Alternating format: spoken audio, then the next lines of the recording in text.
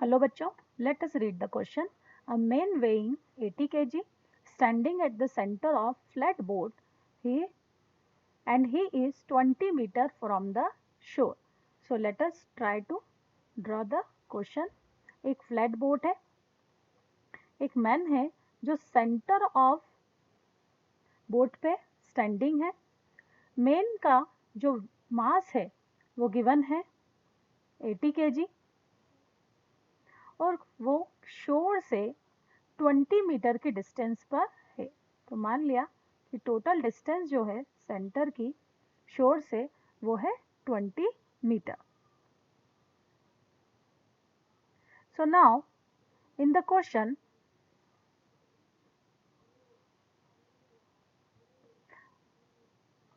The boat he walks 8 metre on the boat towards the shore and then halt. ठीक है, तो ये जो मैन है वो टूवर्ड द शोर 8 मीटर मूव करता है और फिर रुक जाता है. The boat weight is 200 kg. ठीक है, तो यहाँ पर बोट का वेट हमें गिवन दे दिया है 200 kg. How far is he from the शोर at the end of this time. तो द क्वेश्चन है कि जब मैन टूवर्ड शोर मूव करेगा तो एज अ रिएक्शन, ठीक है, हमारी जो बोट है वो क्या करेगी, फॉरवर्ड डायरेक्शन में मूव करेगी.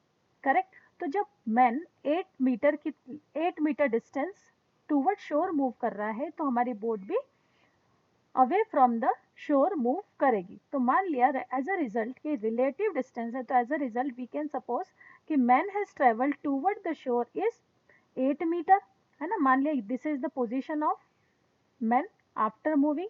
सो the boat will move x plus 8 metre from the shore. तो बोट की जो फाइनल पोजीशन हो जाएगी वो कुछ इस तरह हो जाएगी. Correct. But at this time also, their center of mass will never change. Why? Because there is no external force applied. जब एक्सटर्नल फोर्स अप्लाई नहीं हुआ है तो रिलेटिव मोशन हुआ है, तो उनका सेंटर ऑफ मास जो है वो चेंज नहीं होगा. तो जो की कॉन्सेप्ट इस क्वेश्चन में यूज हो रहा है वो है centre of mass is equals to m1r1 plus m2r2 by m1 plus m2. Centre of mass of, ठीक है, centre of mass of system, किस सिस्टम का, बोट और पर्सन का कंबाइंड सिस्टम का जो सेंटर ऑफ मास है वो शोर से 20 मीटर के डिस्टेंस पे. कैसे? क्योंकि बोट का जो सेंटर ऑफ मास होगा वो भी सेंटर में होगा और जो पर्सन है वो भी सेंटर में ही स्टैंडिंग है. तो दोनों का ही सेंटर ऑफ मास शोर से टोटल 20 मीटर के डिस्टेंस पे है. तो हम कह सकते हैं centre of mass is 20 is equal to m1. Let us suppose m1 is the mass of a person. तो पर्सन का मास हमें गिवन है 80 एंड डिस्टेंस ट्रेवल, है ना, after travelling 8 metre toward the shore, उसकी जो डिस्टेंस है अब शोर से वो कितनी हो गई है x plus m2 which is 200 mass of a boat and distance travelled, ठीक है, after moving away from the शोर.